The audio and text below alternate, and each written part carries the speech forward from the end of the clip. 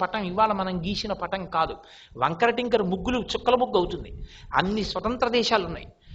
కానీ వేటి మీద యుద్ధం డిక్లేర్ చేయలేదు పటేల్ గారు. హోమ్ మినిస్టర్గా ప్రమాణ స్వీకారం చేయగానే అన్ని స్వతంత్ర సంస్థానాధీశుల్ని పిలిచి ఒక సమావేశం పెట్టి ఆయన 1 గంట సేపు అడ్రస్ చేశాడు. హైదరాబాద్ సంస్థానం లాంటి కొన్ని సంస్థానాలు తప్ప 1-2 తప్ప మిగిలిన సంస్థానాలన్నీ భారతదేశంలో తమ భూభాగాన్ని విలీనం చేశాయి. పెద్దలకి ఈ చరిత్ర సత్యం తెలుసు. ఒక్క ప్రసంగంతో సర్దార్ పటేల్ ఈ దేశంలో పెద్ద మిలిటరీ యాక్షన్ జరగవలసిన దాన్ని ఎవర్ట్ చేసి తనలోకి కలిపాడు. ఒక మాట మాట్లాడితే క్లారిటీ ఇన్ థాట్ అంటే ఎలా ఉండేదో తెలుసా అండి? When Sardar Patel was the Union Home Minister of this country, Mahatma Gandhi was assassinated. Gandhi గారిని హత్య చేశారు. సర్దార్ పటేల్ గారు home minister. First phone Gandhi గారు చచ్చిపోగానే పటేల్ గారికి చేశారు. ఎందుకంటే హోమ్ మినిస్టర్ కాబట్టి దేశంలో లా అండ్ ఆర్డర్ ప్రాబ్లం ఉంటుందని. ఆయనకి ఫోన్ చేసి మహాత్మా వాజ్ అసెసినేటెడ్ అన్నారు. దాట్ కేమ్ ది రిప్లై అంటారే, అలా పటేల్ గారు అడిగిన వెంటనే సమాధానం అంటే బై హిందూ ఆర్ ఏ ముస్లిం అని అడిగాడు. అంటే హోమ్ మినిస్ట్రీ జీర్ణమైంది ఆయనలో. గాంధీ గారిని ఒక హిందూ హత్య చేసి ఉంటే దేశంలో ఉండే శాంతి భద్రతల పరిస్థితి వేరు. మహాత్మా గాంధీని ఒక మహమ్మదీయుడు హత్య చేసి ఉంటే దేశంలో ఉండే శాంతి భద్రతల పరిస్థితి వేరు. దానికి తగినట్టు నెక్స్ట్ యాక్షన్కి రెడీగా ఉండాలి home minister. By Hindu or a Muslim is it I'm coming అనలేదు పటేల్ గారు. చూసారా, అది clarity in thought.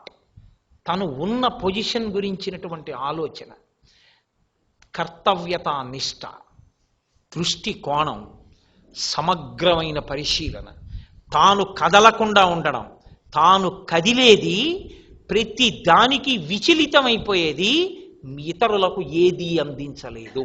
Don't be hyper sensitive.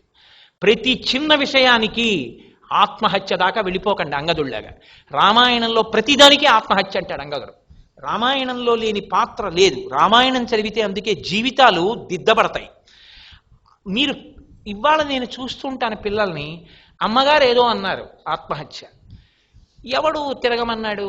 ప్రేమ అని ఒక దిక్కుమాలిన మాట. దాని గురించి నేను ఎంత తక్కువ మాట్లాడితే అంత మంచిది. అది ప్రేమ కాదు, ఎవడు కనిపెట్టాడో నాకు తెలియదు. ప్రేమ అన్న మాటకు అర్థం వేరు. ప్రేమ అంటే ఏది ప్రతిఫలాన్ని ఆశించదో దానికే ప్రేమ అని పేరు.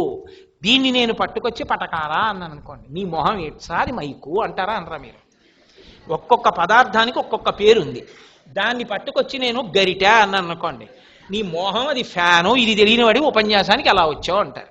ప్రేమ అంటే ప్రతిఫలమును ఆశించని మీ అభ్యున్నతి కొరకు ఏదైనా త్యాగము చేయగలిగిన మనస్థితి. అది ఉండేది తల్లికి, తండ్రికి, గురువుకి, ఇటువంటి వాళ్ళకు ఉంటుంది. అందుకే వత్స అని పిలుస్తారు. మీ అమ్మగారు మిమ్మల్ని తన కడుపు వికారమును చెందిన, ఆవిడ నడవలేకపోయినా, గ్రహణం పడితే కదలకుండా చీకటి గదిలో పడుకోవలసి వచ్చినా, ఆవిడ ఒక బస్సు ఎక్కి బస్సు దిగడం కష్టమైనా, ఆవిడ్ని ఆపరేషన్ డేట్ ఫిక్స్ చేసేసి హాస్పిటల్కి తీసుకెళ్తున్నప్పుడు తిరిగి ఇంటికి వస్తుందో రాదో కూడా తెలియదు.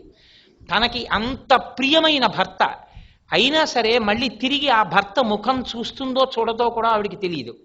ఇన్ని కాదని అమ్మ దేనికోసం వెళ్ళిపోయింది ఆపరేషన్ థియేటర్లోకి, నేనెవరో నా తల్లికి తెలియదు. మీరైనా అంతే, నేనైనా అంతే, సృష్టిలో ఎవరి విషయంలోనైనా అంతే.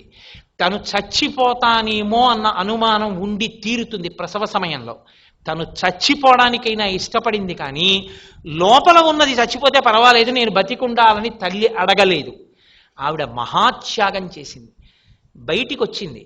మీరు ఇలా గట్టిగా అమ్మ దొల్లితే నలిగిపోవడానికి సిద్ధంగా పువ్వులా ఉన్న పసి శరీరంతో మనం రైల్లో అమ్మ పక్కన బెర్త్ మీద పడుకుంటే, అంతవరకు దొల్లి అలవాటు ఉన్నటువంటి ఆడది కూడా ఎంత అమ్మతనమో.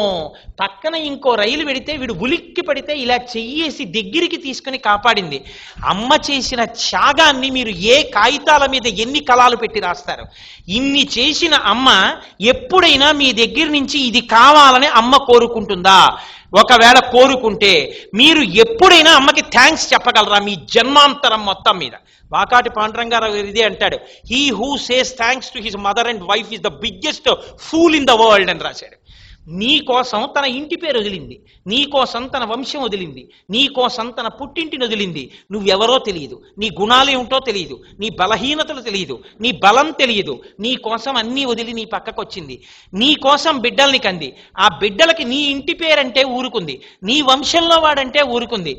ఈ తాతగారి ఆస్తి వాడిది, ఆ తాతగారు అసలు తాతగారు కాదు, అమ్మమ్మ తాతగారు వాళ్ళు, ఈ తాతగారే అసలు వంశంలో వాడంటే ఊరుకుంది.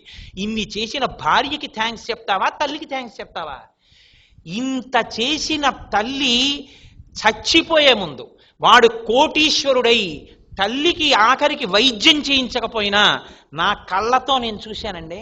2 సంఘటనలు, 3 సంఘటనలు, 10 సంఘటనలు, ఎన్ని చూశానో. ఇక్కడ ఉన్నారో లేదో, నాయుడు గారు వాళ్ళు నాతో వచ్చినప్పుడు ఉన్నారో లేరో నాకు తెలియదు, జ్ఞాపకంలో లేదు. నేను ఒక వృద్ధాశ్రమానికి వెళ్ళాను ఒకప్పుడు. వెడితే ఆ వృద్ధాశ్రమంలో వాళ్ళు మీ ప్రసంగాలు విన్నారని అందరినీ పరిచయం చేస్తున్నారు. వాళ్ళందరూ ఏదో నమస్కారం పెట్టి 2 పళ్ళు అవి ఇస్తున్నారు. నేనంటే ఆ పళ్ళ కోసం వెళ్ళలేదు, వాళ్ళు రాలేరని వాళ్ళని చూడడానికి నేనే వెళ్ళాను. ఒక ఆవిడ పెట్టి సర్దుకుని నేను వెళ్ళేటప్పటికే వీధిలో కూర్చుంది. నేను మళ్ళీ వృద్ధాశ్రమం అంతా చూసి వెనక్కి వచ్చేస్తున్నా, ఆవిడ వీధిలోనే ఉంది. మీరెవరమ్మా అన్నాను. అంటే నేను ఇన్నాళ్ళు వృద్ధాశ్రమంలో ఉండేదాన్నండి, మా అబ్బాయి వచ్చి నన్ను ఇవాళ తీసుకెళ్ళిపోతానన్నాడు ఇంటికి, అందుకని పెట్టి సర్దేసుకున్నానండి, నేను ఇవాళ వెళ్ళిపోతున్నానన్నారు. అమ్మ ధన్యురాలమ్మా, మీ అబ్బాయి మిమ్మల్ని తీసుకెళ్ళిపోతున్నాడు, చాలా సంతోషం అన్నాను. మా అబ్బాయి చాలా మంచివాడండి అంది. ఓ చాలా సంతోషం తల్లి, అంతకన్నా కావలసిందే ఉంది అనుకుని ముందుకు వెళ్ళిపోయాను. ఆశ్రమ నిర్వాహకురాలు అన్నారు, ఈవిడికి 45 సంవత్సరాల వయస్సు వచ్చేంత వరకు పిల్లలు పుట్టలేదండి, ఈవిడ ఎక్కని గడప లేదు, ఈవిడ తొక్కని గుడి లేదు, ఈవిడ వెళ్ళని ఆశ్రమం లేదు, ఈవిడ చెయ్యని పూజ లేదు. ఆవిడ అన్ని కష్టాలు పడిన తర్వాత ఒకే ఒక్క కొడుకు పుట్టాడు. ఆ కొడుకు మంచి అధికారాన్ని పొందాడు, పెద్ద స్థితిలోకి వెళ్ళాడు. ఈవిడ భర్త గారు చనిపోయి 2 సంవత్సరాలైంది. ఆ కొడుక్కి ఈవిడ బరువు అయిపోయింది. ఈవిడ్ని పోషించడం వాడికి ఇష్టం లేదు.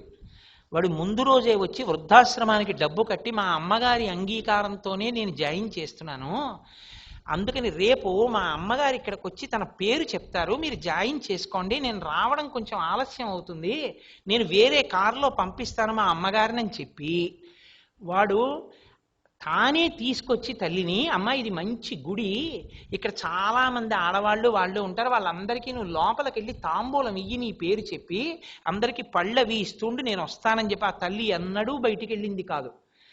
ఆవిడ్ని ఇంకో ఊరు తీసుకొచ్చి, కాకినాడే, నేను ఆ పేరు దాచడం ఎందుకు, తీసుకొచ్చి ఆవిడ్ని జాయిన్ చేసేసి, అంటే బయట నుంచి వెళ్ళిపోతే ఈవిడ వచ్చి తన పేరు చెప్పింది. అవునమ్మా మీ అబ్బాయి గారు చెప్పారు మాకు, రండి రండి అన్నారు. అంటే అందరికీ పళ్ళు ఇస్తానంది. జాయిన్ అవ్వగానే పళ్ళు ఇస్తోందని వాళ్ళు అనుకున్నారు. అందరికీ పళ్ళు ఇచ్చిన తర్వాత మీకు ఈ రూమ్ అలాట్ చేశామన్నారు. నాకు రూమ్ ఎందుకంది ఆవిడ, మీ అబ్బాయి మిమ్మల్ని జాయిన్ చేసేసాడు కదా అన్నారు. మీకు తెలుసా, టక్కన కింద పడిపోయారు. ఆ తర్వాత ఆవిడికి పిచ్చి వచ్చేసింది. కాబట్టి అడుగుదామంటే ఆ కొడుకు ఎవరో తెలియదు. అడ్రస్ వెరిఫై చేస్తే వాడు తప్పు అడ్రస్ ఇచ్చేసాడు.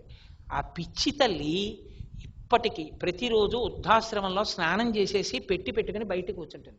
రాత్రి ఏడుస్తూ పడుకుంటుంది మా అబ్బాయి రాలేదని. పక్క వాళ్ళు ఎవరైనా తెలియక ఏంటమ్మా అలా అంటావు, మీ అబ్బాయి ఏం రాలంటే వాళ్ళని కొడుతుంది కూడా ఆవిడ. అంత పిచ్చి ప్రేమ. నాకొక్క జవాబు చెప్పండి, వాడు ఎవడో నాకు తెలియదు ఇప్పటికీ. నిజంగా నా రక్తం ఎంత మరిగిపోతుందంటే ఆ సంఘటన తలుచుకుంటే, వాడు ఎంత ఐశ్వర్యవంతుడైనా కావచ్చు, వాడు ఎంత ఉద్యోగం అయినా చేయొచ్చు, వాడు ఏమి సాధించినట్టు జీవితంలో, ఏ ప్రతిఫలం అపేక్షించక తన